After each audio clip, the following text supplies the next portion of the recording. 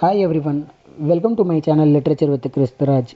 இன்னைக்கு செப்டம்பர் 20 மற்றும் 21க்கான GK and current affairs discuss பண்ணலாம் வாங்க.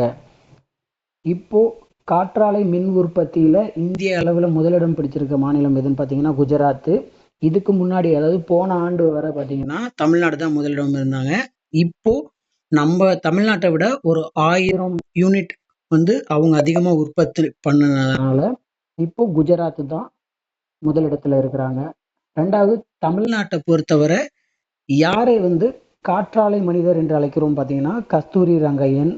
அடுத்தது, கிரிக்கெட்ல நம்ம இந்திய மகளிர் அணியிலிருந்து ஸ்மிருதி மந்தனா அவங்க புதிய உலக சாதனை படைச்சிருக்காங்க. அதாவது இந்திய வீராங்கனைகளில் அதிவேகமாக சதமடித்தவர் என்ற பெருமையை பெற்றிருக்கிறாங்க. அதாவது ஆஸ்திரேலிய அணிக்கு எதிராக 50 பந்துகள்லேயே 100 ரன்கள் குவிச்சிருக்கிறாங்க. அடுத்தது, உலக தடகள சாம்பியன்ஷிப் போட்டி ஜப்பான்ல டோக்கியோவில் நடைபெறுது.